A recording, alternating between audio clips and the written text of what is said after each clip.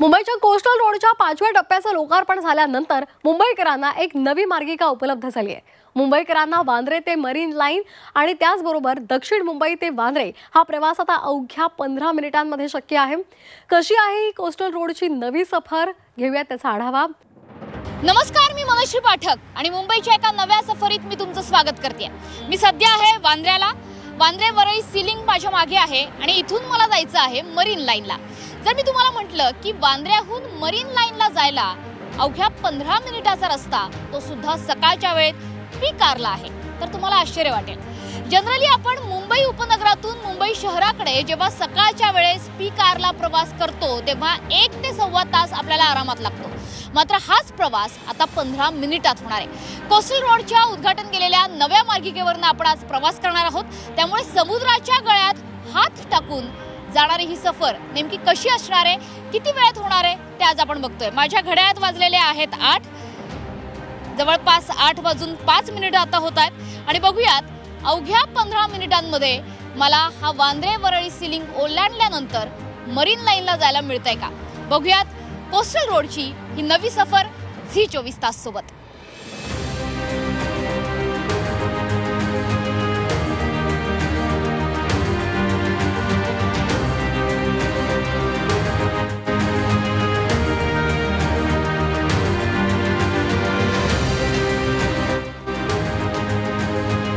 सध्या आपण बघतोय हा मुंबईचा वांद्रे वरळी सीलिंग। अर्थातच हा एक महत्त्वाचा पूल, हा एक महत्त्वाचा रस्ता, मुंबई उपनगराला मुंबई शहराशी जोडणारा, वांद्र्याला वरळीशी जोडणारा। मात्र हाच सीलिंग पुढे जाऊन कोस्टल रोडला सुद्धा जोडला जातो आणि त्या निमित्ताने आता मुंबई उपनगर ते मुंबई शहर यांच्यातलं अंतर अधिकाधिक कमी होत जात आहे। सूर्याची किरणं या वांद्रे वरळी सीलिंग वरती पसरलेली आहेत, त्याच्यामुळे कदाचित मुंबईकरांना हे दृश्य फार विलोभनीय वाटू शकतं, कारण हिवाळ्यातली सकाळ आहे।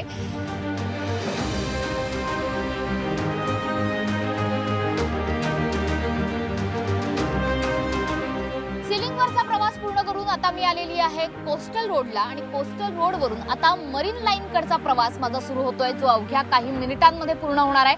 माझ्या समोर कोस्टल रोडचा हा पूल दिसतो आहे। मरीन लाईन ते सीलिंग किंवा सीलिंग ते मरीन लाईन असा हा प्रवास उत्तर मार्गिका आणि दक्षिण मार्गिका अशा 2 मार्गिकांच्या माध्यमातून पूर्ण होतोय।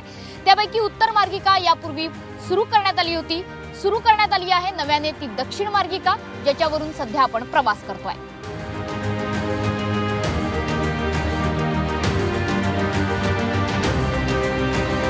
मुंबईचा हा कोस्टल रोड म्हणजेच ही नव्यानं सुरू करण्यात आलेली वाहिनी दररोज सकाळी 7 ते मध्यरात्री 12 वाजेपर्यंत वाहनांकरता खुली असेल।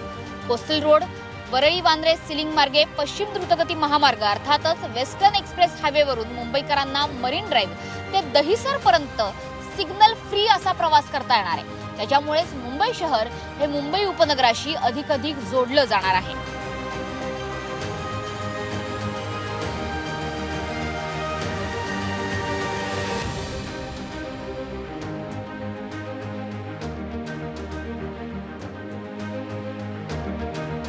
कोस्टल रोडचं आणखी एक वैशिष्ट्य सांगायचं म्हणजे कोस्टल रोडवरून जाताना तुम्हाला एका बाजूला दुर्गा दिसेल तर दुसऱ्या बाजूला दर्गा दिसेल। एका बाजूला आहे मुंबईची ओळख असणारं महालक्ष्मी मंदिर, तर दुसऱ्या बाजूला आहे त्याच मुंबईची ओळख असणारा हाजी अलीचा दर्गा।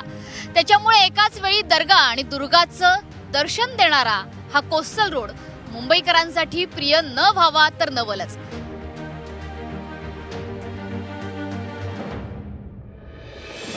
ज्या मार्गिकेचं उद्घाटन झालं त्या मार्गिकेचा भाग 827 मीटरचा आहे। त्यात समुद्रावरील 699 मीटर, अप्रोच रोडसाठी 128 मीटरचा समावेश आहे।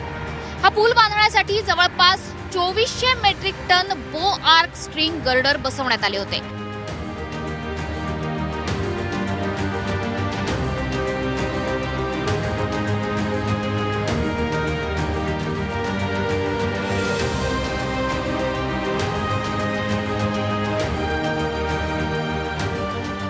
मी साधारण प्रवास सुरू केला होता तो 8:05 आसपास आणि आता घड्याळात वाजतायत 8:16 म्हणजे अवघ्या 14 ते 15 मिनिटात मी वांद्रे वरळी सीलिंग ते नरिमन पॉइंट असा प्रवास केला। असाच प्रवास तुम्ही नरिमन पॉइंट ते वांद्रे वरळी सी लिंक असा सुद्धा करू शकता। त्याच्यामुळे उत्तर ते दक्षिण आणि दक्षिण ते उत्तर असा दोन्ही बाजूंचा प्रवास अवघ्या 14 ते 15 मिनिटात करता येतोय। सकाळची वेळ आहे, मरीन लाईनचा समुद्र आहे, विलोभनीय दृश्य आहे। वांद्र्याचा समुद्र ते मरीन लाईनचा हा समुद्र किनारा असा प्रवास समुद्राच्या साथीने आज आपण केलेला आहे।